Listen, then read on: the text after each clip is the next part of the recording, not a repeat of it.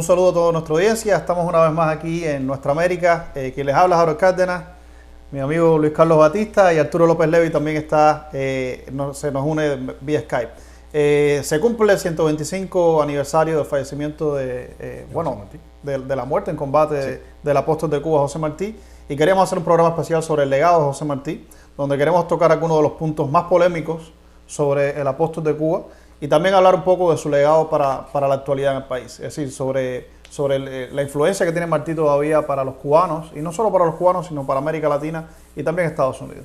Entonces tenemos un programa que creo que va a ser bonito en el día de hoy. Luis. No, realmente yo creo que no se falla cuando se dice que Martí es el cubano más universal. Incluso dentro de la propia Cuba, una figura tan grande como Martí, yo creo que a veces, muchas veces incluso es incomprendida. Por eso yo creo que nunca un homenaje hacia Martí y tratar de redescubrir a la persona y al héroe como tal, nunca está de más. Exacto. Vamos a dividir el programa. Hasta ahora hemos pensado en tres tópicos principales. En primer lugar, vamos a estar hablando de Martí y el socialismo o el marxismo, ¿no? Es decir, la relación que tiene José Martí con el pensamiento de Carlos Marx y con el socialismo y las ideas de izquierda en general. En segundo lugar, vamos a estar hablando de la relación entre Martí y las relaciones internacionales. Es decir, geopolíticamente el efecto que tuvo Martí en su tiempo y todavía el impacto que tiene Martí en las relaciones internacionales. Y vamos a terminar hablando sobre el legado en manera general de Martí, es decir, su significado para Cuba y para el resto del mundo. Entonces, quisiera empezar dándole la palabra a nuestro amigo Arturo López Levi. Arturo, ¿estás ahí?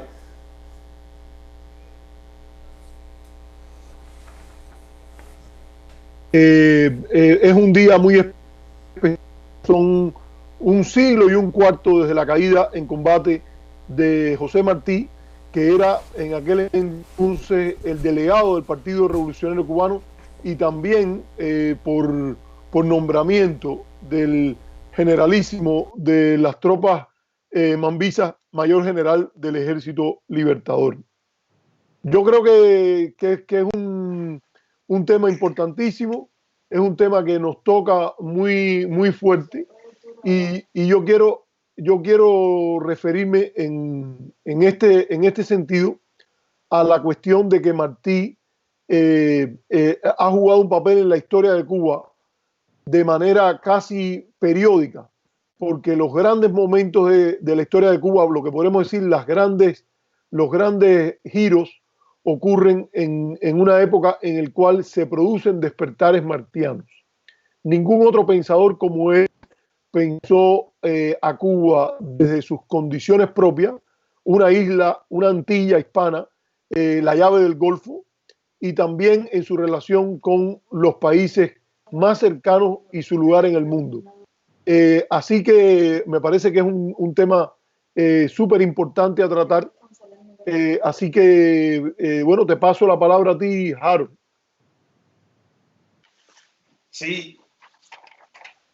Sí, Arturo. Yo quisiera empezar hablando un poquito sobre los mitos que hay sobre la relación que hay entre Martí y el socialismo o el marxismo. Recientemente, en la Juventud en Cuba, por ejemplo, en medio periódico, se ha generado un debate bastante interesante sobre esa relación entre los dos y sobre cómo releer el marxismo en la actualidad. Y también la relación que esto puede tener con José Martí.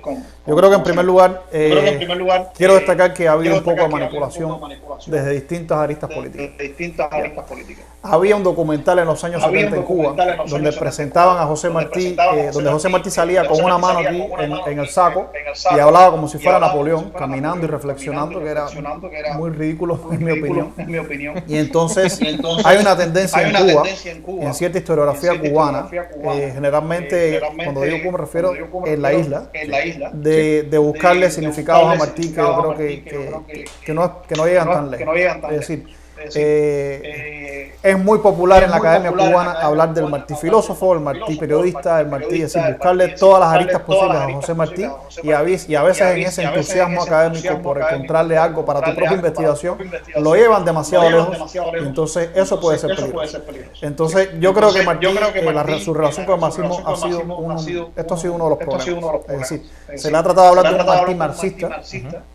Y si bien en el pensamiento de José Martí hay, yo creo que sí hay tintes de socialismo, en mi opinión, hay tintes de socialismo en cuanto a su preocupación por los obreros emigrados, por ejemplo, en cuanto a su preocupación por los monopolios. Sí, yo creo que hay algunos tintes de socialismo. No se le puede pedir a José Martí que sea marxista, ni se le puede pedir a José Martí que sea socialista, y no lo necesitan. Es decir, no lo necesitan porque en su época era un pensamiento político que todavía estaba en evolución. Sí.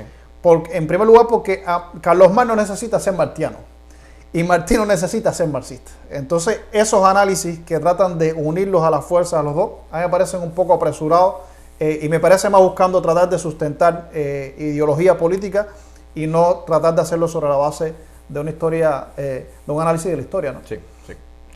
No, indiscutiblemente, y de nuevo, yo coincido mucho en que Martí tenía un pensamiento de izquierda, sobre todo cuando estamos comentando esto, antiimperialista, de unión de nuestra América, que por eso decidimos ponerle el nombre a lo que empezó como un podcast.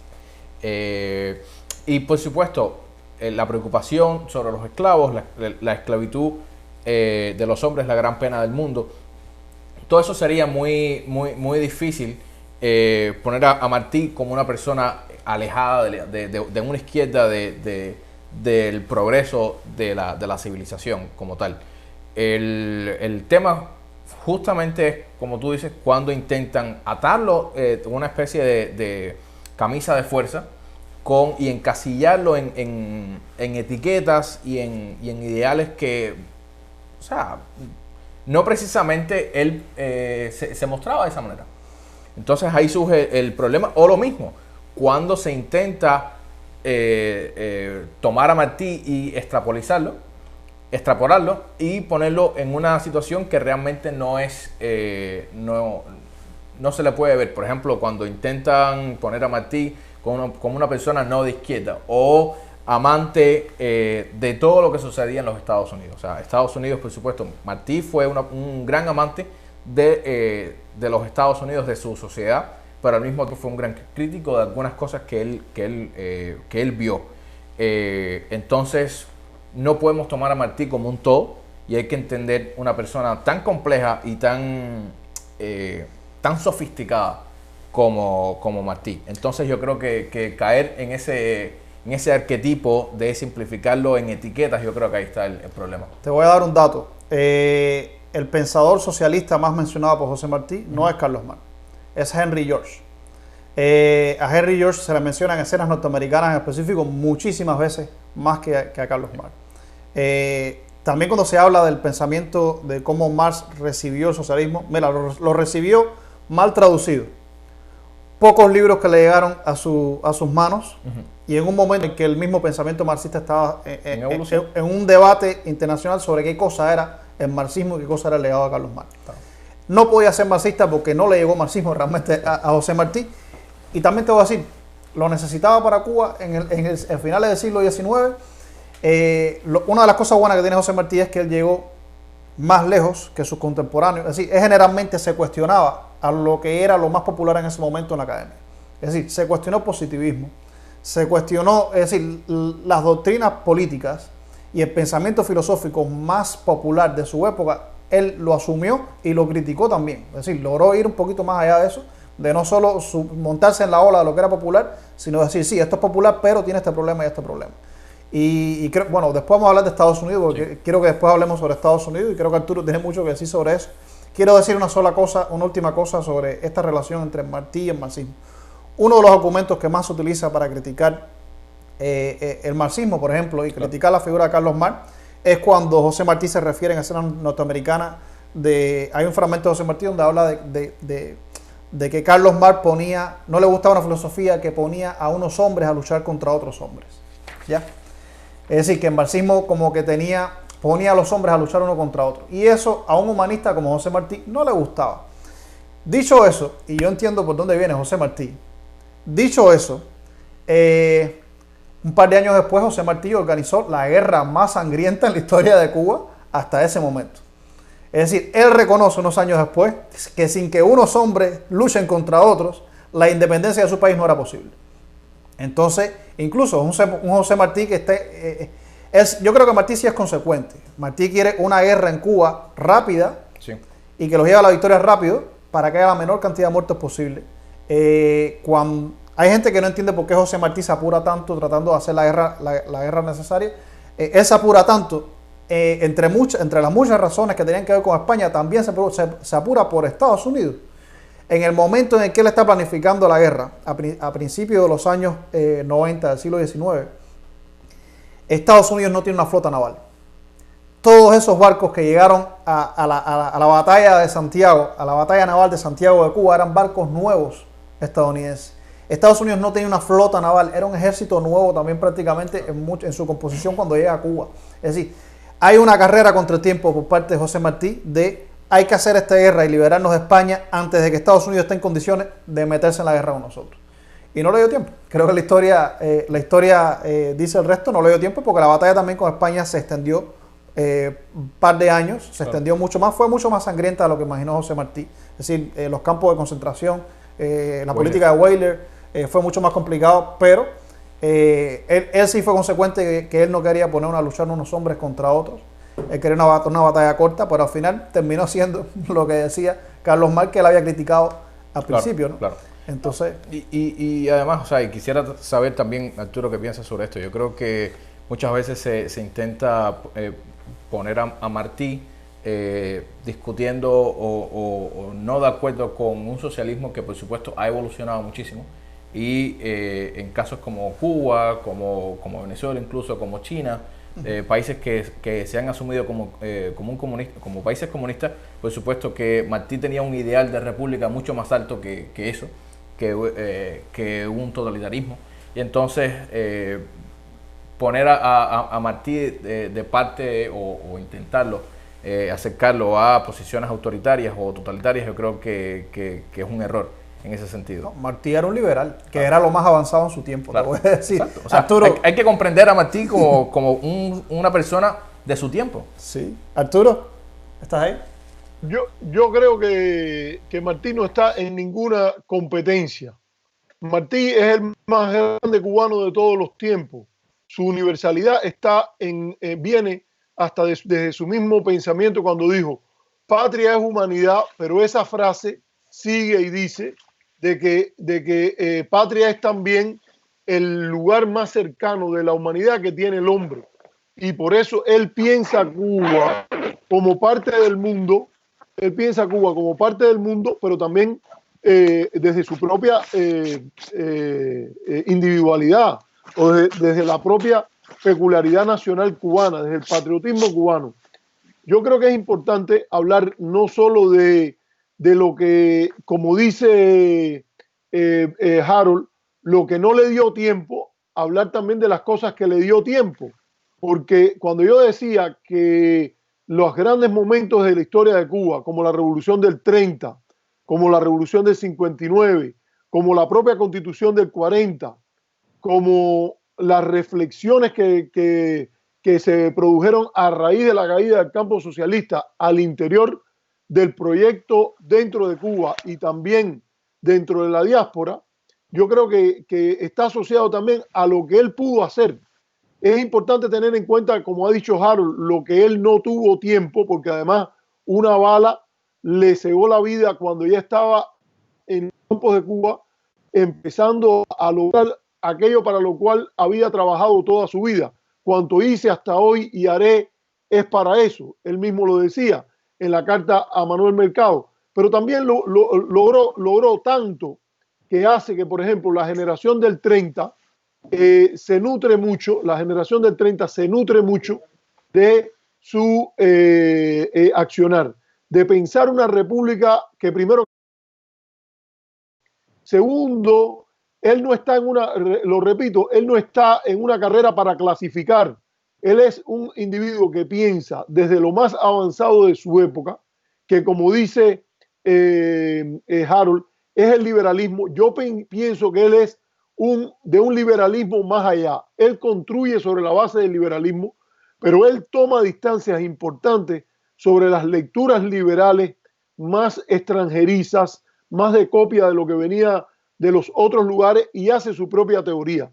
Él, cuando estudia el pensamiento, cuando formula el pensamiento republicano, que por cierto, hoy hay un artículo que recomiendo a todo el que está viendo nuestro programa, por el profesor Julio César Guanche, salió en OnCuba, y el tema es ese: ¿qué tipo de república estaba pensando Martí con la frase esa de con todos y para el bien de todos? Yo creo que eso es importante, porque él primero piensa que tiene que ser una república adaptada a las características nacionales del lugar para que se propone el paradigma. Segundo, él dice que cuidado con el libro extranjero. A diferencia de otros grandes intelectuales liberales en América Latina, como Sarmiento, como los liberales mexicanos, Manuel Gutiérrez Nájera, Lastarria, Bilbao, en el caso chileno, él viene y habla desde un liberalismo auténtico y se va más allá de las libertades individuales. Él pone mucho énfasis en el tema del interés colectivo y en el interés público. A la vez, él tiene una relación con el socialismo que yo creo que Harold tiene razón cuando él dice que él no conoce muy bien todo lo de Carlos Marx, aunque yo creo que él sí ha tenido oportunidad de tener contacto con su obra, pero las críticas, por ejemplo, que él le hace a Herbert Spencer y al comentario del libro La futura esclavitud, las críticas que él hace al socialismo ahí, a mí me parece que son válidas para una persona que conocería el tema. Por ejemplo, el papel del funcionariado, el tema de la burocracia. Por ejemplo, eso es algo que Max Weber y Robert Mitchell, después cuando ellos hablan de la oligarquía, los partidos, de las oligarquías de los funcionarios, ya Martí lo tiene bien presente cuando ha leído Spencer y hace los comentarios a este respecto. Entonces, yo creo que hay que verlo ahí. Él no está clasificando ni para la Olimpiada de Múnich del 72, ni para la de Montreal del 76, ni la de Moscú 80, mucho menos, en la cual tendría que clasificar para estar en las Olimpiadas de Moscú.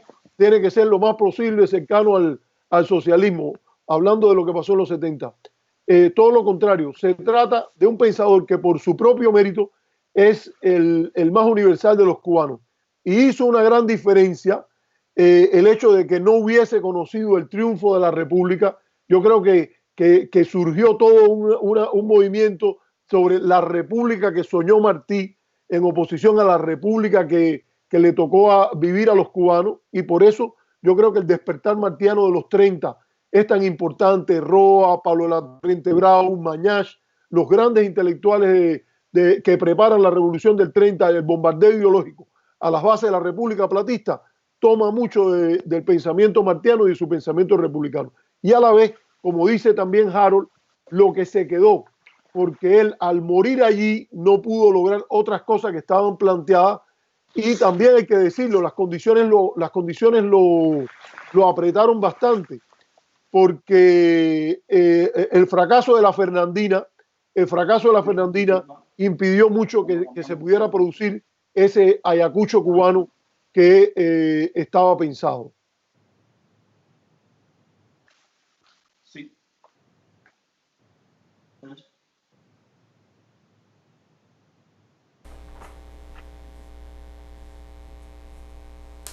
¿Ya? ¿Luis? Sí, yo coincido con Arturo. Hay muchas cosas que indiscutiblemente a él no le dio tiempo a hacer. Y yo creo que la muerte de Martí, justo al inicio de la guerra, yo creo que hace una gran diferencia sobre lo que podía haber jugado, o sea, el papel que pudo haber jugado Martí en una república independiente. Por supuesto, eso es algo que lo tenemos que vivir como nación. El hecho de no tener no haber podido visto a Martí como un estadista, porque él fue, o sea, como un estadista con un Estado, porque él fue un estadista sin Estado.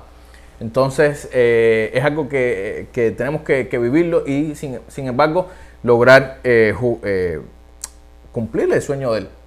cuando él decía, yo creo que la ley primera de la República sea el culto de los cubanos a la dignidad plena del hombre. Y a pesar de que ha estado en las constituciones cubanas, yo creo que es algo que todavía falta mucho por hacer. Hoy, de hecho, yo puse un tweet sobre eso, sobre lo mucho que todavía hay que jugar por Martí. O sea, podemos seguir conversando sobre esto después, pero sí. Yo quería agregar ahí a lo que estaba diciendo Arturo ahorita sobre la crítica a la burocracia. Hay una frase de José Martí que a mí me encanta y es, dice, mal va un pueblo de gente oficinista. Es decir, él criticaba al oficinismo porque hacía en referencia directa a la burocracia, porque él veía venir los problemas burocráticos. Yo creo que, no sé si vamos a entrar en Cuba ahora o vamos a entrar en Cuba después, yo creo que podemos dejar a Cuba para el final, sí. Pero sí quería agregar que hay un legado republicano en José Martí que se ha soslayado mucho en el periodo de la Revolución Cubana del poder. Sí. Es decir, se ha querido soslayar el legado republicano y las ideas de la República que tenía José Martí en perjuicio del pensamiento de José Martí y en beneficio entonces de un discurso político distinto. Sí. Entonces yo creo que ese es un tema que nosotros tenemos que hablar más adelante en el programa. Eso. No, exacto, o sea, también, tenemos que ver el papel de Martí como estaba diciendo, estadista sin Estado. Martí fue una persona sumamente no popular, pero sí conocida en el resto de América Latina. Incluso está el caso, por ejemplo, cuando él estuvo residiendo en México, cuando estuvo residiendo en Guatemala, como cónsul de Uruguay en la conferencia, no recuerdo el nombre de la conferencia para ser honesto, pero, o sea, era una persona sumamente bien recibida por algunos de los principales estadistas de sus países, de sus respectivos países en su momento. Y esto, por supuesto, también denota el papel que jugó Martí en las relaciones, no solamente dentro de América Latina, dentro de las naciones latinoamericanas, sino también el futuro que tenía que jugar Cuba con la propia España. Y estoy recordando ahora el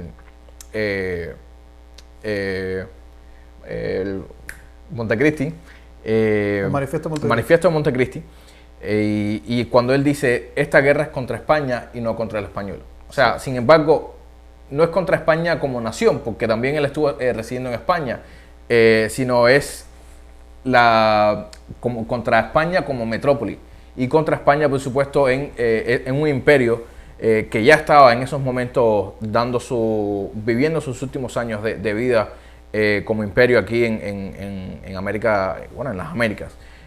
Sin embargo, sí me parece que en ese sentido hay que rescatar un poco más lo que dice Martí en ese sentido. Entonces, por ejemplo, cuando vemos hoy las relaciones de Cuba con España, son unas relaciones, de nuevo, sumamente positivas, sumamente respetuosas con el actual gobierno. Entonces, de nuevo, yo creo que se puede tomar a Martí como referencia en ese sentido. A ver, yo creo que ya estamos hablando ya entonces de la relación entre Martí y un poco más de relaciones internacionales. Hay un contraste en el Martí que llega a Nueva York y el Martí que se va de Nueva York que a mí me encanta. Es decir, a mí me encanta porque yo llegué a Nueva York y... ¿Te identificaste? Es decir, entiendo el pensamiento de José Martí. Es decir, entiendo, yo creo que todos. Entiendo por dónde viene José Martí es decir, te lo voy a leer textualmente. En el año 1880 Martí dice: al fin estoy en un país donde todo el mundo parece ser su propio amo y se respira libremente. Es decir, eso es él llegando a Nueva York. Es decir, ese sentimiento de que, es decir, tienes la posibilidad de hacer con tus energías y con tu vida lo que te propongas, y es decir, de las posibilidades que brinda estar en Estados Unidos y en Nueva York. Entonces, ese es un Martí. El Martí que se va en el año 1885, bueno, antes de irse, es el Martí que dice: quiero que el pueblo de mi tierra, es decir, los cubanos, no sea como este, una masa ignorante y apasionada que va donde quieren llevarla. Ese es Martí diciéndole, es decir, esa es la oración quizás más fuerte que he escuchado de José Martí, sí, para referirse a otro pueblo. Él escribió este artículo, creo que es de Escenas Norteamericanas, después de una elección. Es decir, cuando él vio el proceso electoral de Estados Unidos, él escribe ahí, entonces él habla de que no quiere una masa ignorante y apasionada que va donde quieren llevarla.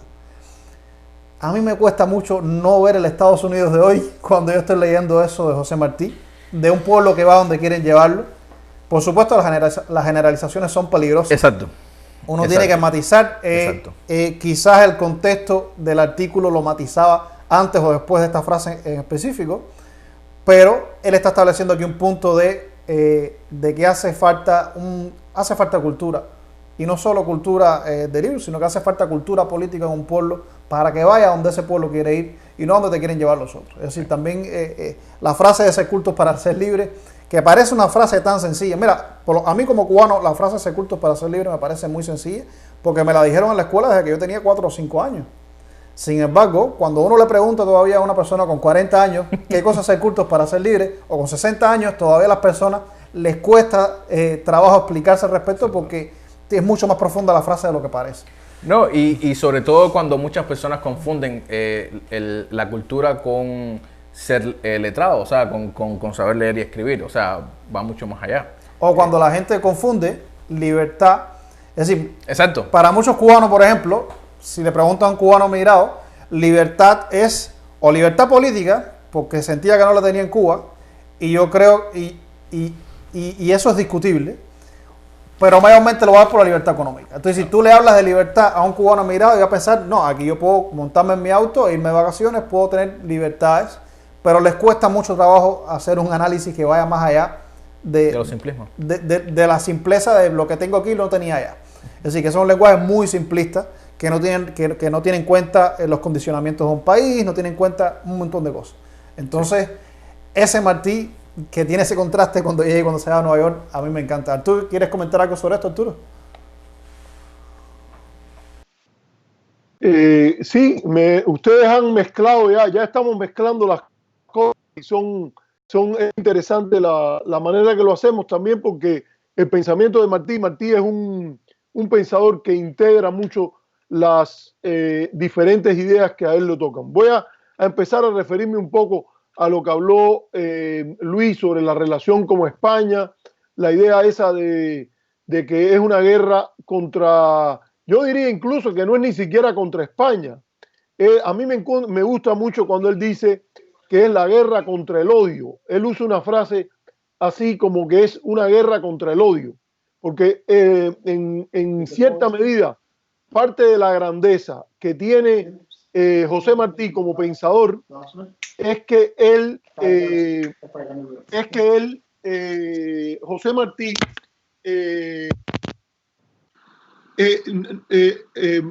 se opone. He estado un poco trabado porque me ha llegado un ruido que no me deja pensar muy bien en este momento, pero voy a estructurar ahora lo que quiero decir.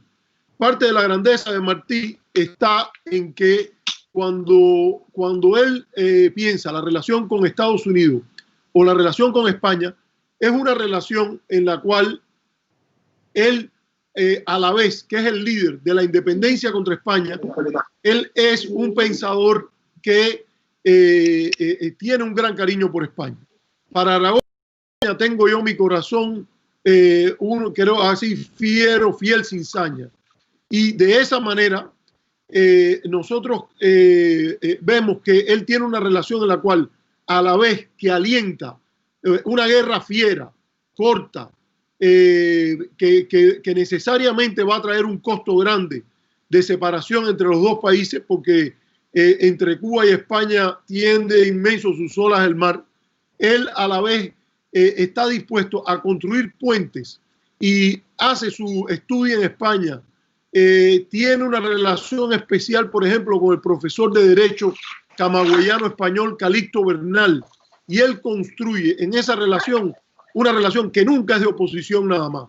Es una relación que es de oposición en aquello en lo que España causa problemas a Cuba, y también es una relación de acercamiento con el español y de empezar a construir una república que va a tener por fuerza que tener una relación especial cultural, económica, política con España. Lo mismo ocurre en el caso de Estados Unidos. Estados Unidos es un país que él repudia en tanto las cosas que él critica, y ese tiempo que él pasa en Estados Unidos le permite experimentar por dentro y ver unos cuadros que son muy buenos. Yo, por cierto, a mis estudiantes, cuando hablo de política norteamericana, a veces trato de usar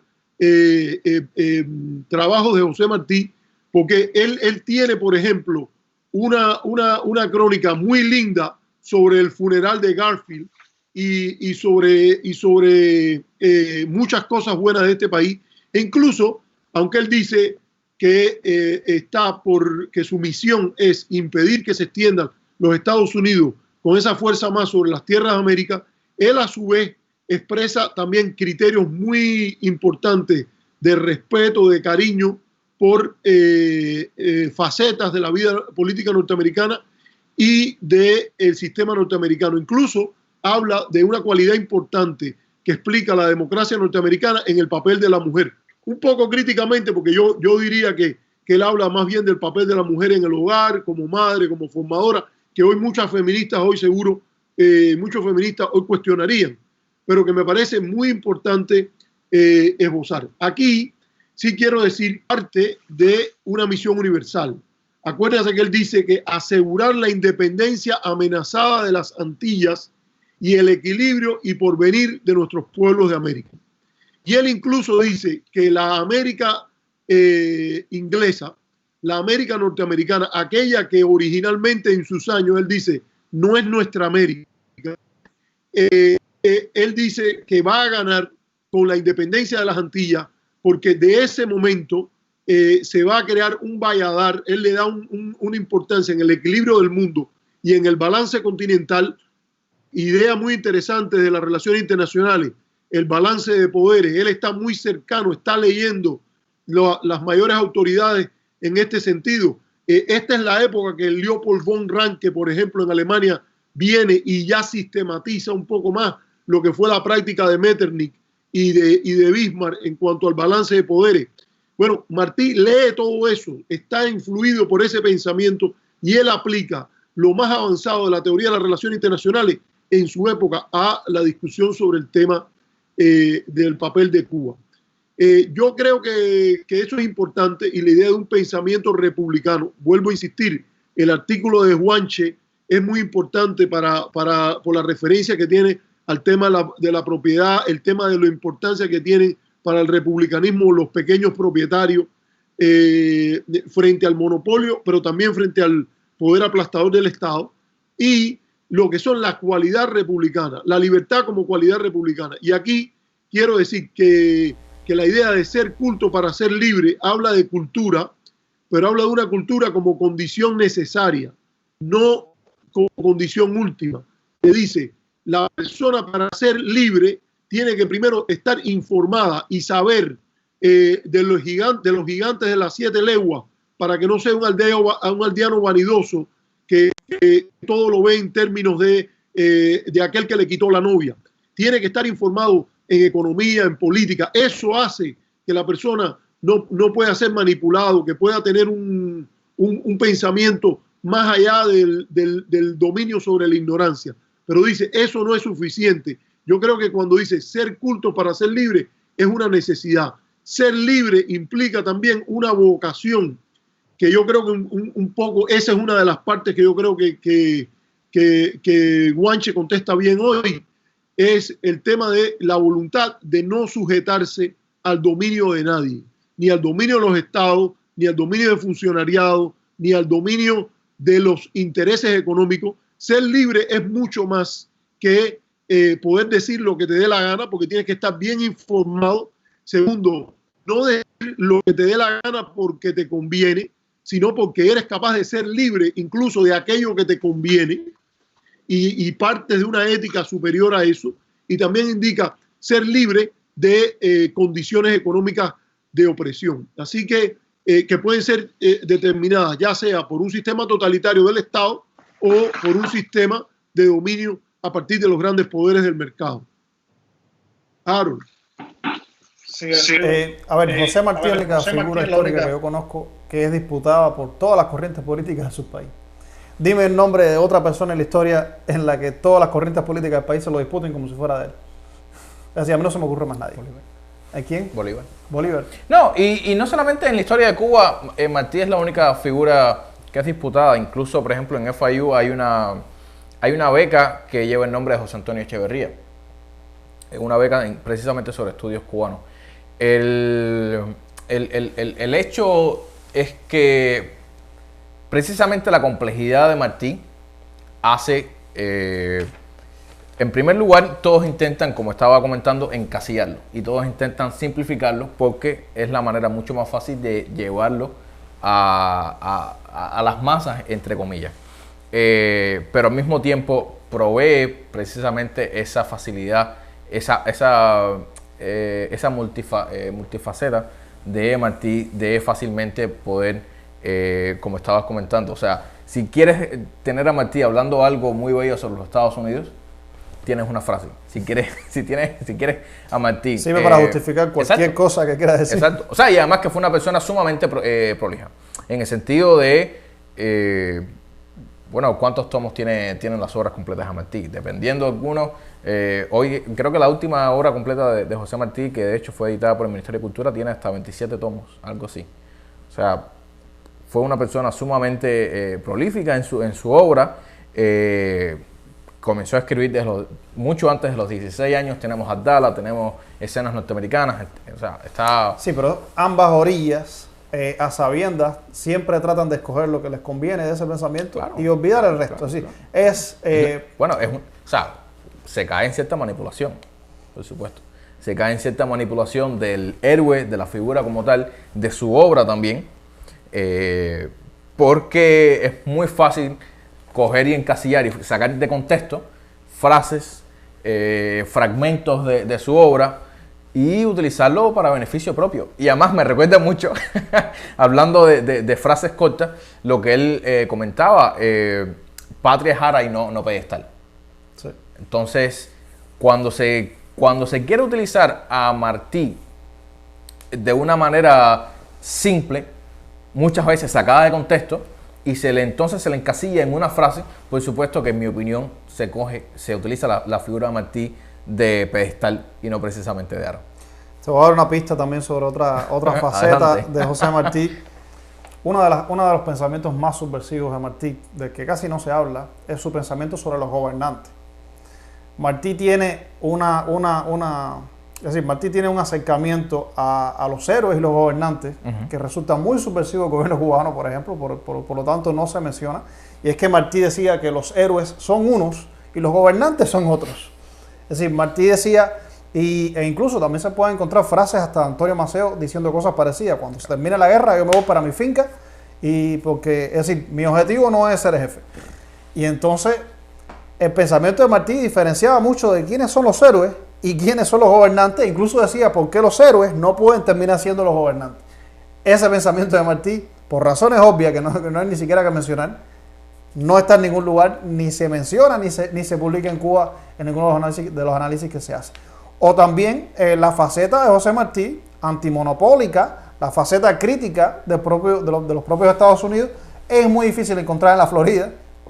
Todos los medios de esto, y más, o independentista incluso, es decir, esa faceta antisistémica y anti-status quo, sí, es muy difícil que eso se legitime, por ejemplo, en la Florida, en los medios que lo que quieren es un cambio de régimen en Cuba. Claro. ¿Por qué? Porque le resulta muy subversivo Martí, que está diciendo de que Estados Unidos se quiere apropiar de Cuba. Es decir, esa es una idea muy subversiva para ellos, que en La Habana la repiten todo el tiempo por razones obvias, de propaganda de agitación, pero que en Miami no la vas a encontrar. Y viceversa, hay cosas que en La Habana no se van a decir y que en Miami la están diciendo todo el tiempo, como lo que dijo de Carlos Marx.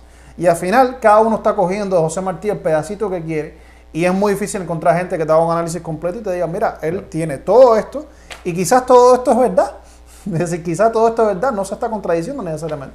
No, yo creo que Cuba, para restablecerse como una nación con todos y para el bien de todos, lo primero que tiene que hacer es aceptar a Martí como una figura compleja, sí, con diferentes facetas. En una faceta que, por ejemplo, que critica a los gobernantes, en otra faceta que habla positivamente sobre los gobernantes, lo mismo sobre Estados Unidos, por ejemplo, y pongo Estados Unidos porque es el principal ejemplo, yo creo, que tiene Martí, al mismo tiempo que ama mucho un ente, también lo critica bastante. Yo creo que podemos utilizar eso. Entonces, de nuevo, yo creo que y si vamos a hablar del legado de Martí, yo creo que lo primero que tenemos que hacer es aprender a observar a Martí de esa manera multifacética, de esa manera compleja, e intentar, por supuesto, eliminar ese simplismo que a veces se intenta encasillar a Martí. Eso es uno. Lo otro es, de nuevo, de un lado y del otro también se ve a Martí, pero se ve, como tú decías, de distintas maneras. Entonces, yo creo que eso, uno, no le hace ningún bien al futuro de Cuba, al futuro de la nación cubana, teniendo en cuenta la sociedad, teniendo en cuenta la república como tal también en un futuro. Entonces, yo creo que hay que aprender todavía muchísimo de Martí. Sí, no castigar más el pensamiento de Martí tampoco a las intenciones políticas de los autores a la hora de hacer algo. Yo recuerdo cuando yo trabajaba en la universidad en Cuba, es decir, yo era profesor de la universidad en Cuba, y yo recuerdo que entre mis colegas siempre se comentaba que si tú querías un libro publicado en Cuba, o hacías tu tesis sobre Martí o la hacías sobre Fidel. Si tú la haces sobre Martí o sobre Fidel Castro, ahí tienes el libro publicado. Entonces, hay una serie de facilismos que yo creo que son complejos a la hora de analizarlo. Entonces, quiero la opinión de Arturo. Arturo, ¿estás?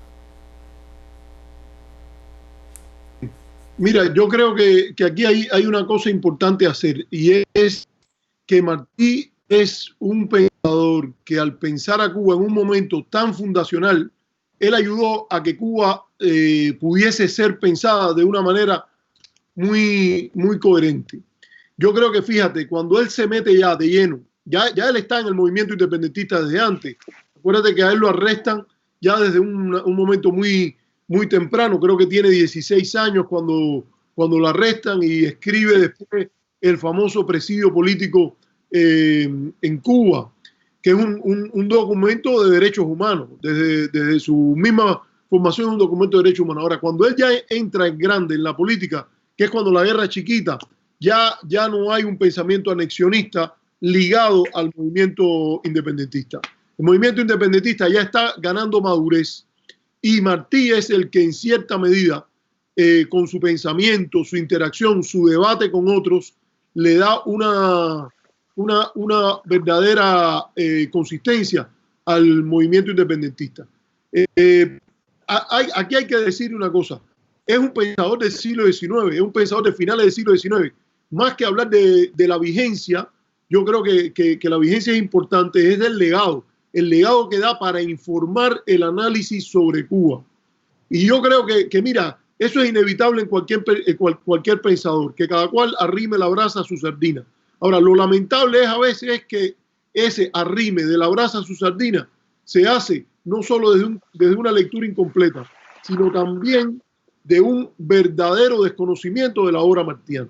Porque hay cosas en las cuales, es verdad que Martí escribió mucho. Incluso hay una pregunta de Sándor Valdés que nos pregunta sobre Darwin. Yo sé que Martí escribió un obituario de Darwin. Yo no estoy muy seguro cuán válido es el obituario de Darwin. Creo que él hablaba de no mirar las cosas solo en la carne, el hueso, sino que también la emoción que implica la condición humana y todo eso. Pero yo no me guío mucho, para hablar claro, yo no me guío mucho en mis análisis sobre Darwin de lo que Martí haya dicho. Ahora, lo que sí es importante es ver cómo él informaba el análisis sobre Cuba. Por ejemplo, en el tema de la República, está clara su obra de la República Española contra la Revolución Cubana, que él dice que la República no puede venir importada desde fuera, y que si la República se erige sobre una relación colonial, y yo agregaría neocolonial, implica una república mermada y una libertad y un pensamiento republicano coartado. Eso, por ejemplo, no hay duda. Todo el que viene ahora y que te dice no, porque Martí que quiso la libertad y que quiso esto y que quiso lo otro, si te parte de la idea de que eso se va a obtener a partir de la intervención norteamericana o de cualquier otro país en los asuntos internos cubanos, más allá del derecho internacional, eso yo creo que es una falsificación de Martí, porque él consagró la vida a la independencia de Cuba, y por la independencia de Cuba dijo bien claro que el pensamiento republicano no podía venir del lado de la imposición externa. Una cosa que yo quería hablar aquí y que yo creo que tenemos que reflexionar, porque hasta tiene que ver con el nombre de nuestro programa. Yo creo que cuando Martí escribió Nuestra América, él estaba hablando de unos Estados Unidos donde él conoció muy claramente que el tratamiento que se le había dado a los lugares que habían sido parte de México y que empezaron a ser parte de los Estados Unidos, a los hispanos, el tratamiento que se le daba al negro, era una república, pero una república en la cual él le reconocía todos esos méritos, pero él decía, esa no es la América que yo quiero. El latino de esa época no se podía sentir de una manera plena un ciudadano de esa república. Ahora podemos decir que el límite, la separación entre nuestra América, la América que es nuestra, la América que es hispana y la América inglesa está en el Río Grande. Yo tengo mis dudas, yo he vivido del lado acá del Río Grande y esto está lleno de latinos y aquellos que eran vistos por la América inglesa como los bárbaros cruzaron las puertas y viven hoy en Minnesota y viven hoy en todas las partes de esta unión. Y en gran medida el movimiento de los derechos civiles ha jugado un papel. Brown versus Board of Education, como una decisión de la Corte Suprema, ha jugado un papel importante. Hernández versus Texas, como un caso que decide el papel de los latinos y el derecho a ser una clase especial dentro de los Estados Unidos, viene de toda esa historia. O sea, no podemos tampoco ni partir de que Cuba es la Cuba o esas analogías sin sentido por la cual se pone el colonialismo español se asemeja al gobierno de Cuba o se asemeja los Estados Unidos de entonces a los Estados Unidos de ahora. Las cosas que dijo Martí, en algunas cosas de verdad que él estaba también escribiendo para vivir. Su novela, por ejemplo, Ramona, no es tampoco una gran novela, ni mucho menos. Es acercarnos. Por eso me gusta mucho la película de Fernando Pérez, El Ojo del Canario, porque humaniza a Martí por una parte y por la otra que nos pone a nosotros a pensar como lo que él da. Él debe informar nuestro análisis. Para ser libres tenemos que ser cultos y conocer más sobre él, pero no podemos quedarnos en lo que él significa nada más. Tú hablas de que nuestra América quizás no termine en el Río Bravo. Este programa se llama Nuestra América y el mapa no termina en el Río Bravo. Yo creo que eso es bastante indicativo precisamente lo que habla Arturo, de que hoy los Estados Unidos es una nación con, por supuesto, que ha sido enriquecida mucho más de lo que ya era al momento de su fundación, con los latinos, por supuesto, y sobre todo si lo miramos, Texas, California, Montana, Arizona, el propio Miami. Yo creo que la sociedad latina, o sea, forma parte, y no solamente forma parte, sino también en algunos casos toma un papel predominante. Y no solo lo que es, sino lo que va a ser. Exacto. Y cuando vemos, por ejemplo, el papel de, o la posibilidad que ha tenido la sociedad latina, la población latina en los Estados Unidos, de llevar incluso personas al Congreso de los Estados Unidos, era algo inconcebible como dice Arturo, o sea, hablar del legado y no hablar de la vigencia. Era algo inconcebible cuando Martí lo estuvo escribiendo. Sí, realmente es un gran logro que los latinos tengamos a Marco Rubio en el Senado. A ver, yo quería agregar... ¿Sí, Arturo?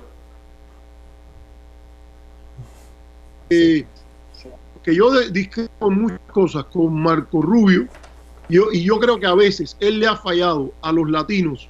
Por cierto, hay una noticia interesante hoy sobre Marco Rubio, no sé si vieron que va a ser el presidente interino del Comité de Inteligencia, sí, pero eso es un tema que lo podemos tratar en el próximo, en otro programa.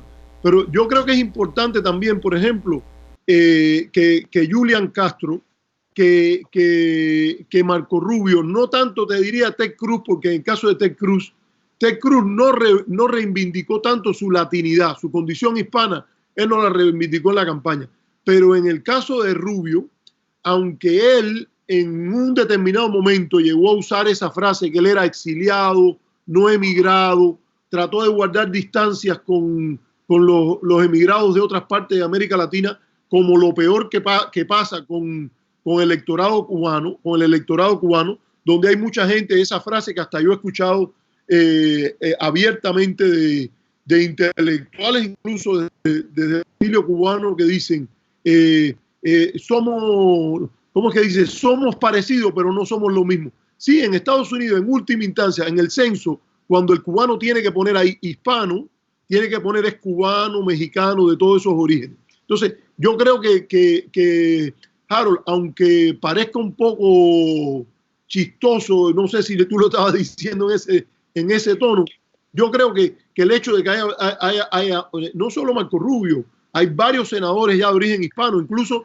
hay que decirlo, desde los años 20, Montoya por Nuevo México, eso, y que después viniera, que por cierto, esto quiero decirlo porque intelectuales, por ejemplo, como Carlos Alberto Montaner, se montan en eso de que los cubanos somos los que inventamos los latinos aquí en los Estados Unidos y que empezó en Miami. Antes de que Marco Rubio fuera electo o Mel Martínez fueran electos senadores, cuando se habla de Mel Martínez y de Salazar, que fue por Colorado, que Montaner escribió sobre eso. Eso lo que explica es una ignorancia de la historia latina de este país. Antes de eso, ya Nuevo México había tenido por lo menos 2 o 3 senadores hispanos. Eso de decir que Marco Rubio, que el otro son los primeros, eso no es la verdad. En eso Nuevo México había elegido Montoya, por ejemplo, es electo, creo que fue, si mal no recuerdo, en el 32 o en los años 20. Para que quede claro, porque yo sí trato de enfatizar cuando enseño política americana el tema de lo hispano. Y en el caso de Rubio, yo quiero decir algo. Él es cierto que en el tema, por ejemplo, del bloqueo, a mí por lo menos me parece un tipo que es una patada en el estómago, para usar una frase no muy académica, pero en otros temas, por ejemplo, como la reforma migratoria, él empezó a moverse en esa dirección. Y en cierta medida, cuando él trató de aparecer como el posible candidato a la vicepresidencia con Romney en 2012, él se compró bastante el título ese de que el Partido Republicano necesitaba un latino para atraer más latinos. Así que sí, discúlpame que te haya interrumpido, pero es que me parecía interesante este tema que iba a tratar. En la época de Martí no hubiese habido ni un Marco Rubio, ni se hubiera recordado, como hoy ocurre, que hay un mes del orgullo latino en los Estados Unidos. Se celebran como héroes de este país a Julio César Chávez, se celebra como héroe de este país a Dolores Huerta, que por cierto ha sido una gran abogada o una gran activista por mejores relaciones con Cuba. Hay toda una playa de héroes, de políticos, de recordación a lo latino, que no deja de ser importante. Voy a terminarte, por ejemplo, con una cosita clara. Uno de los temas, por ejemplo, que Martí trata mucho es el tratamiento a los latinos en el suroeste de los Estados Unidos. Bueno, una de las personas más importantes desde aquella época, que incluso estuvo a favor de la independencia de Texas, un latino, y después fue vilipendiado, maltratado, fue Juan Seguín. Juan Seguín, que era el alcalde de San Antonio. Juan Seguín tuvo que regresar a México porque los anglos de la Texas que él ayudó a separar de México lo maltrataron, abusaron de él. Hoy la Comisión de Historia de Texas ha rescatado la figura de Juan Seguín y se ha hablado de traer a Juan Seguín desde Guadalajara, de donde está enterrado, a Texas, para recordar el componente hispano en la historia tejana. Hay un monumento al tejano en los jardines del Capitolio de la República de Texas. Así que creo que eso hay que ponerlo en contenido. Por cierto, uno de los que está en esa comisión de historia tejana es George P. Bush, que es el hijo de Jeb Bush, el gobernador, con una mexicana. Fíjate, hasta la élite más élite de los Estados Unidos está interactuando hoy con los latinos al punto de llegar a la relación más íntima.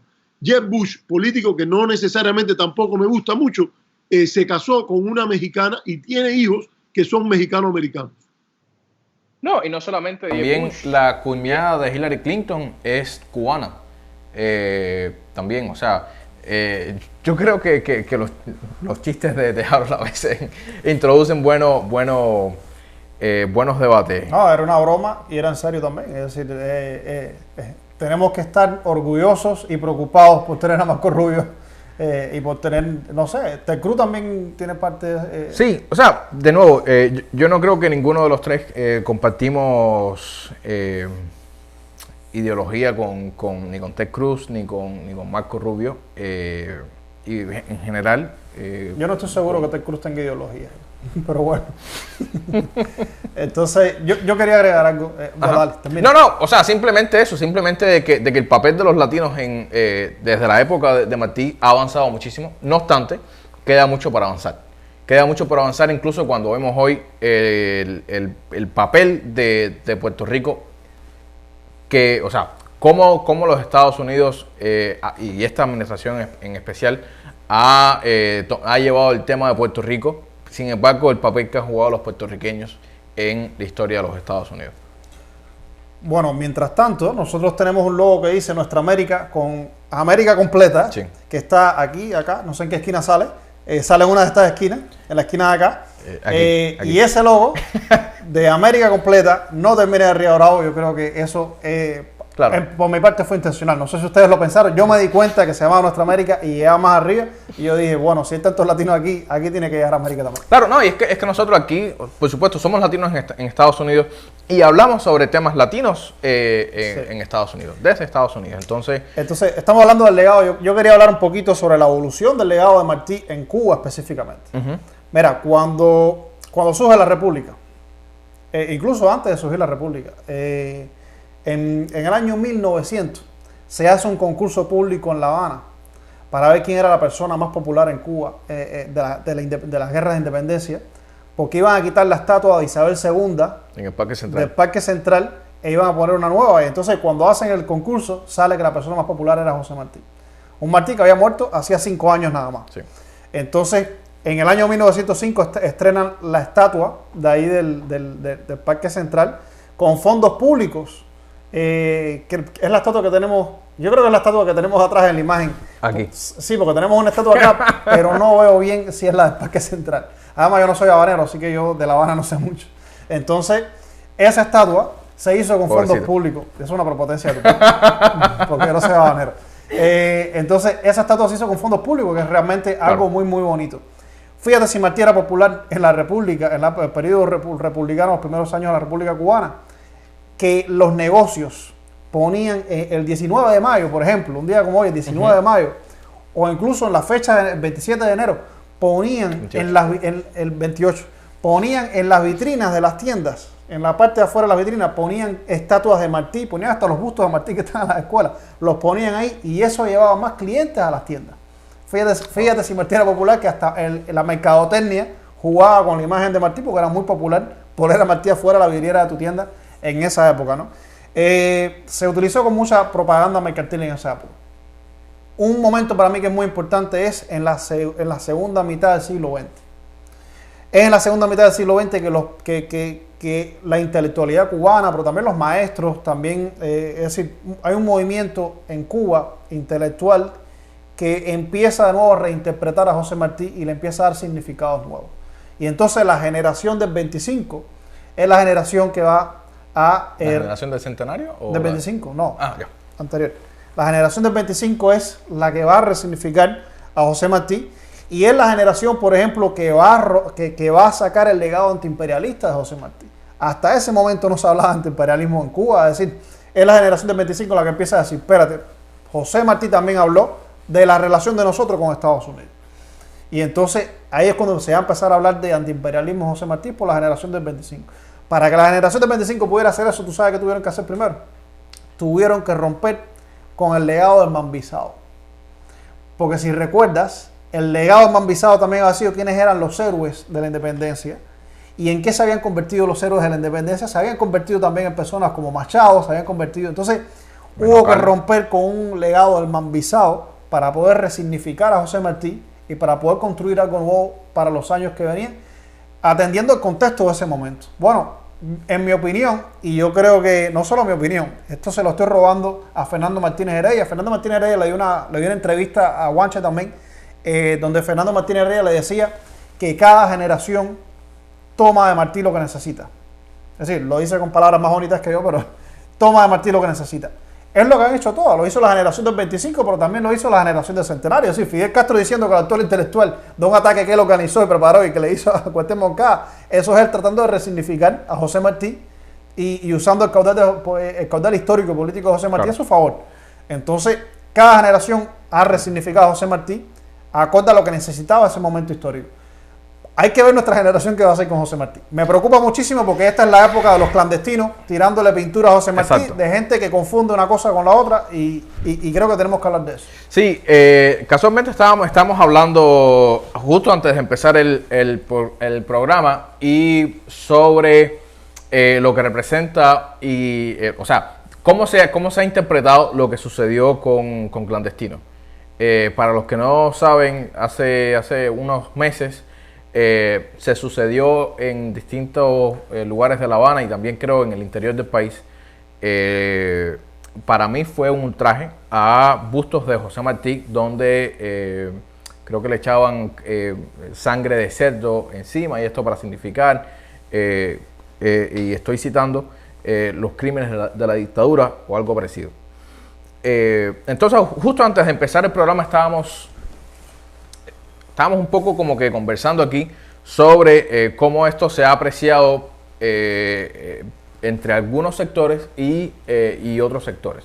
Para mí esto constituye un ultraje, por supuesto, de la figura de José Martí. No creo. Ajá. Hay un sector de la oposición y el exilio que lo consideran legítimo. Voy para allá. Para mí yo lo considero un ultraje. No creo que para realizar una protesta en contra del gobierno o de la revolución sea apropiado estar utilizando la figura de Martí y mucho menos estarle echando sangre de cerdo arriba o ultrajarlo en ningún sentido. Sin embargo, es lo que tú comentabas. Hay un sector de la oposición que comenta de que, bueno, es que el gobierno cubano y el Partido Comunista se han apropiado de todos los símbolos patrios, entonces hay que hacer una protesta de alguna manera. Yo creo que, en primer lugar, de nuevo se está cayendo en un simplismo de la figura de José Martí. Y yo creo que José Martí va mucho más allá, la figura va mucho más allá de un partido político o de un gobierno en específico. Yo creo que quienes han cometido el error de asociar a Martí con cualquier organización o cualquier ideología en específico, yo creo que cometen un error nuevamente de estar simplificando una obra de una persona sumamente compleja que va mucho más allá de eso. Yo voy a regalarle 30 segundos de consultoría a este sector que cree que eso es normal o que eso debería ser así.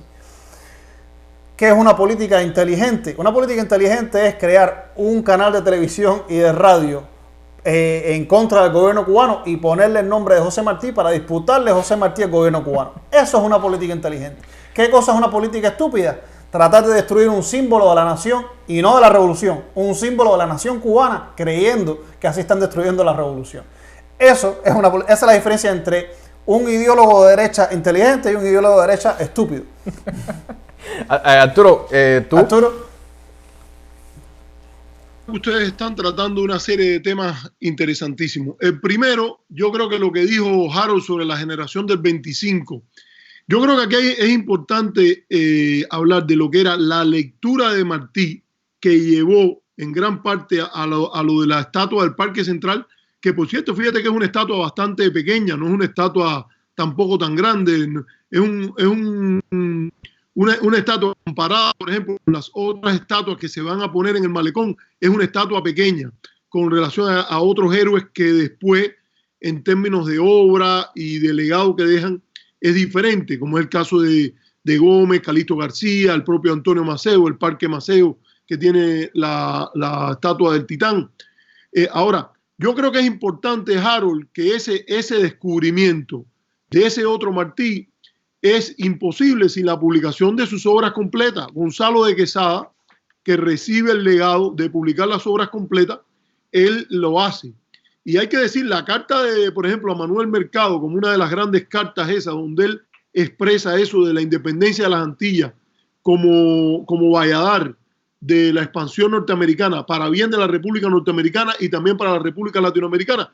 está en gran parte de la obra martiana, pero está de gran parte de la obra martiana que estaba en sus cartas. Hay defensa de lo latino cuando él tiene vindicación de Cuba, defensa de lo cubano. Hay su importante participación en la propia política norteamericana. Recordemos, por ejemplo, que él y Horacio Rubens, un judío americano que sirve de abogado para el Partido Revolucionario Cubano, tienen un papel importante entre los intentos de romper la huelga de los tabaqueros en el Cayo, la parte de la emigración, que cuando se trató de traer trabajadores desde La Habana para romper la huelga en el Cayo. Pero aquí es importante decir que esa divulgación de ese pensamiento de Martí, más a lo abierto, con la publicación de las obras completas, con el rescate que hacen, por ejemplo, Baliño, Serra, las personas que habían estado en lo que podríamos llamar el ala más radical dentro del Partido Revolucionario Cubano, ellos sacan ese pensamiento que es el de la República Social, que va más allá del pensamiento republicano o el pensamiento liberal.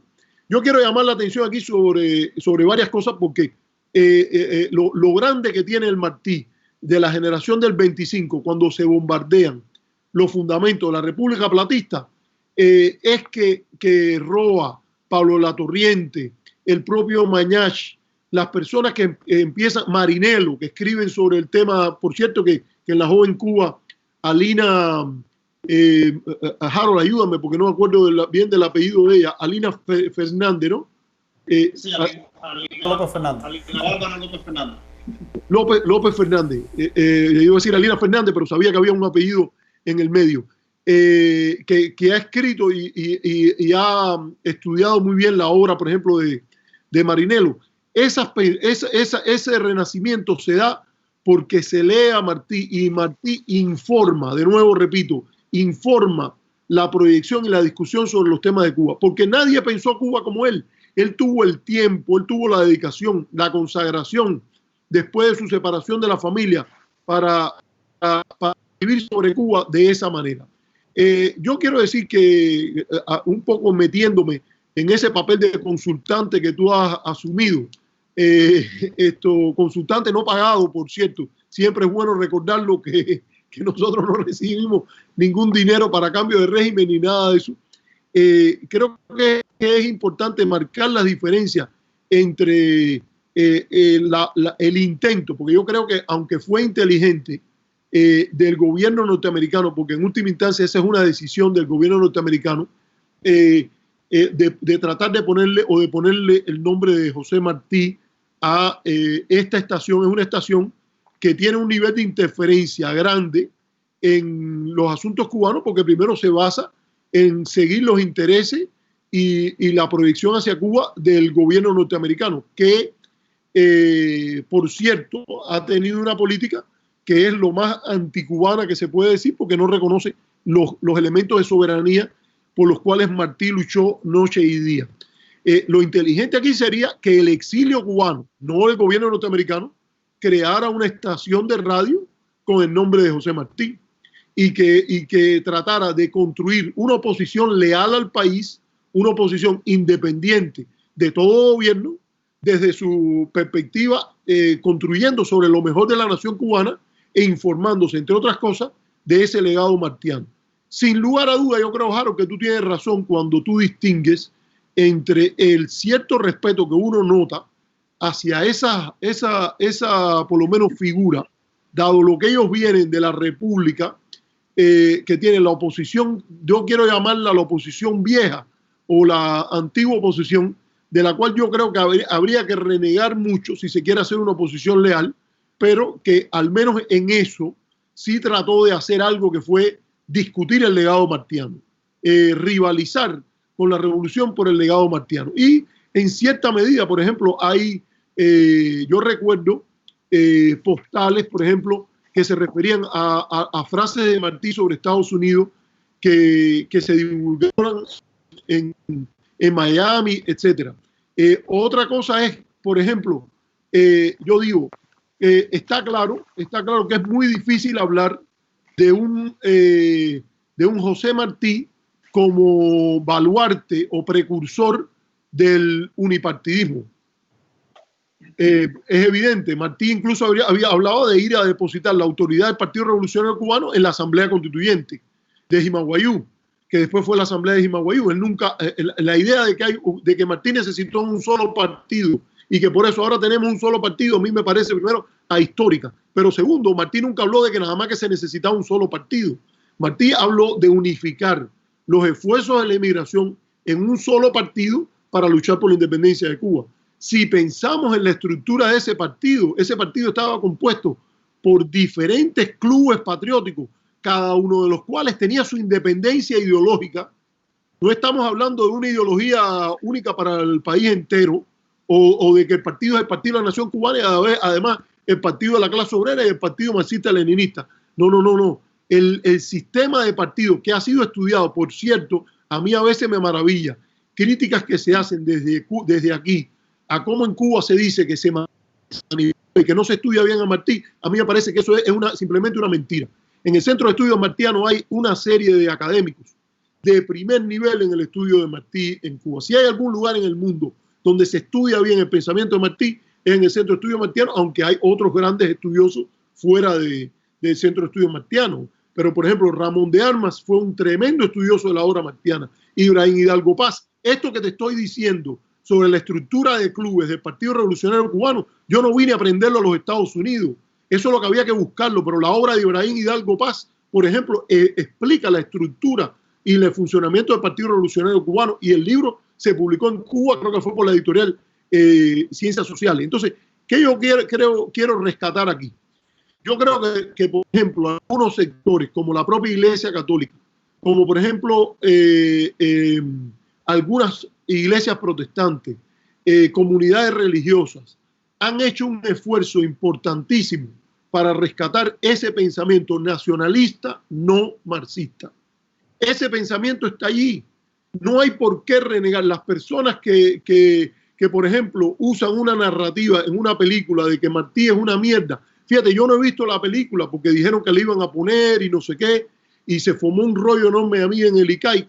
Yo mismo te digo, me resulta, a mí no me resulta ningún problema que con fondos del gobierno se patrocine una película como El Ojo del Canario, que humaniza la figura de José Martí. Pero una narrativa de un personaje positivo diciendo que Martí es una mierda, a mí me parece, yo de verdad quisiera que si yo pago impuestos en Cuba, yo sí los pago porque yo pago mi pasaporte, que me cuesta, es el pasaporte más caro del mundo. Yo no quisiera que fondos públicos fueran usados para decir que Martí es una mierda. Si es para abrir un debate sobre Martí, eso habría que verlo. Yo ni siquiera estoy a favor de censurar a nadie, pero la idea de usar fondos públicos en ese camino a mí me parece discutible.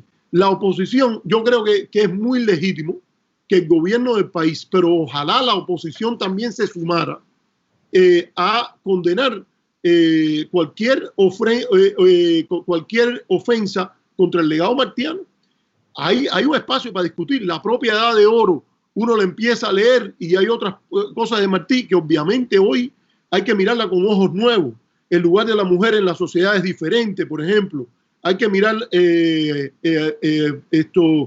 hay ocasiones, una frase sobre lo femininoide en los hombres para referirse a ellos como faltos de valor y todo eso.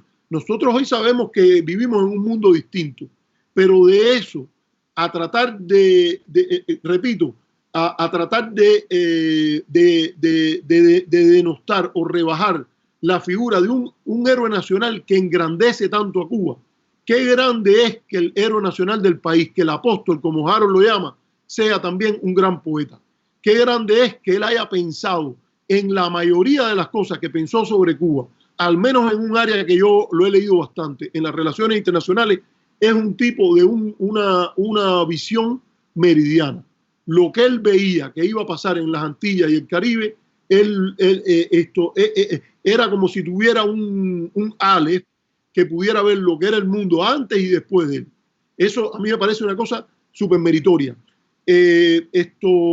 Entonces, eso habría que guardarlo. En cuanto a cultura política, y aquí voy a redondear. Óyeme, el Manifiesto de Montecristi tiene una frase que hay que recordar día, noche y madrugada, que es la idea de que la moderación es el espíritu probado de Cuba. Qué difícil es promover una política moderada en Cuba, compadre. Qué difícil es que al mirar un tema como la economía se puedan hablar a favor abiertamente a la cara, gústele a quien le guste y pésele a quien le pese, siendo oculto para libre y decir se necesita promover más la propiedad pequeña, la empresa pequeña y mediana, e incluso construir sobre esa libertad de Martí y sobre su legado, sobre la importancia para la República de ese pequeño propietario.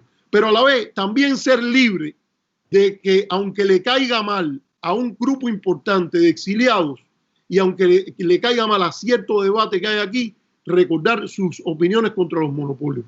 También recordar que todo ese pensamiento republicano estaba lleno siempre de la idea de la no intervención y de mantener la independencia de Cuba a partir de la observación por los Estados Unidos de los principios del derecho internacional. Un tema, por ejemplo, que yo me pregunto hoy es, cuando hablamos, por ejemplo, de los debates de economía, ¿por qué no se habla de la necesidad de proteger el capital humano cubano? Yo soy partidario, por ejemplo, de todo el pensamiento martiano de que las personas puedan viajar y salir, que tener todas esas libertades individuales propias del liberalismo, pero a la vez también hay que pensar en el criterio del interés común, lo público, y aquí tiene que ver como una cuestión importante, por ejemplo, la protección de Cuba y de su salud a nivel de esta pandemia. ¿Qué hubiese pasado si Cuba estuviera en las mismas condiciones que está Jamaica, donde el 72% el 67% del personal de salud que se gradúa emigra a Canadá, Inglaterra y Estados Unidos? No es lógico, por ejemplo, si se va a ser libre, se va a hacer culto para ser libre, que introduzcamos esos datos en el análisis. A mí me parece que, por ejemplo, esos temas son muy importantes. Yo sé que me he extendido un poco en esto, pero me parece que es parte de lo que hay que buscar. Efectivamente, Arturo. Sobre lo que tú estabas diciendo, yo creo que hay un sector de la oposición cubana que no solo se está alimentando, que no solo está buscando un héroe en una figura autoritaria como es Donald Trump, sino que está rechazando a un héroe de verdad como es José Martí. Y eso puede ser su tumba. Es decir, yo creo que eso es un error estratégico gravísimo para ellos. Como mismo el gobierno cubano también ha llenado el legado de Martí de un nivel de propaganda superficial que realmente es preocupante. Es decir, hay generaciones de cubanos ya que cuando tú les hablas de José Martí, lo que recuerdan es el empacho de propaganda política e ideológica y no realmente el pensamiento del héroe. Es decir, ya se crea también un nivel de rechazo automático a la figura de Martí, porque lo que hacen es asociarlo a propaganda que tuvieron en la escuela.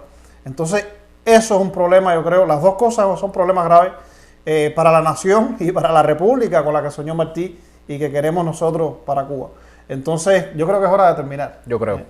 Vamos a despedirnos entonces. Queremos despedir el programa de hoy con la canción de Buena Fe de Todo el Mundo Cuenta, que es una canción muy bonita dedicada al apóstol. Y antes de irnos, recordarles que mañana a la 1 de la tarde, hora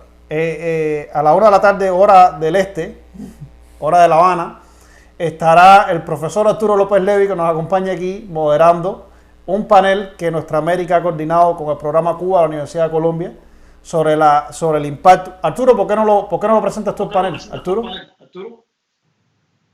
El panel, que es organizado por Nuestra América de Iniciativa junto con el programa Cuba de la Universidad de Columbia y el apoyo a Cuba de la Universidad de Harvard, la Universidad Holy Names, de la cual yo soy, FIU, la Universidad de Miami, será sobre el tema las elecciones del 2020, implicaciones para las relaciones Cuba-Estados Unidos.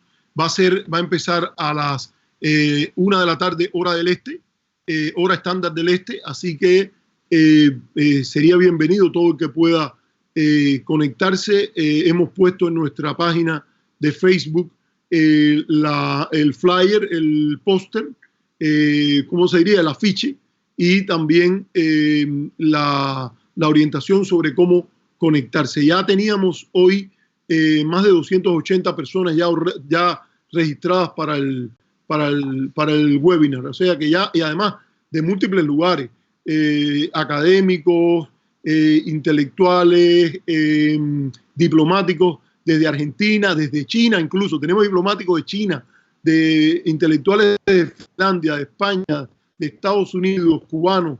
Es una idea que yo creo que un seminario que promete ser de mucho interés. Efectivamente. Ese panel será a la 1 de la tarde, se pueden registrar. Vamos a poner ahora en los comentarios de Nuestra América de este programa, vamos a poner el link si quieren registrarse al webinar. Sí. Y ese mismo día, mañana a las 6 en punto de la tarde, lo estaremos transmitiendo aquí en el programa de Nuestra América para que todos puedan ver este debate. Este debate será en inglés. Creo que eso hay que aclararlo. Sí, va a ser en inglés, va a estar moderado, como habíamos comentado, por Arturo. Va a estar, los panelistas son, o sea, 3 profesores de altísimo renombre. Meg Crahan de la Universidad de Columbia, Bill Leogrande y Phil Brenner de American University. Los 3 son expertos en Cuba que llevan ya varias décadas estudiando el tema Cuba y sobre todo su relación con los Estados Unidos. Sí, tenemos 3 pesos pesados y un moderador de lujo. Así que nos vemos mañana en Nuestra América. Vamos a estar leyendo los comentarios que nos dejen sobre el webinar y vamos a estarles respondiendo ahí. Y creo que el jueves estaremos de regreso a las 6 en punto de la tarde. Estamos valorando la posibilidad de jueves quizás hacer el programa sobre el legado del republicanismo en Cuba. No lo hemos decidido todavía, pero creo que ese es el tema que tenemos propuesto. 99.9%. Hablar sobre la República Cubana. ¿Qué cosa es la República Cubana y hasta qué punto la hay o no la hay? Sí. ¿Arturo? ¿Arturo? 20 de mayo. Sí. Sí, es así, como motivo el 20 de mayo, por supuesto. Sí, el 20 de mayo, pero al día siguiente vamos a estar hablando de la República Cubana. Nos vemos mañana a las 6 de la tarde. Chao.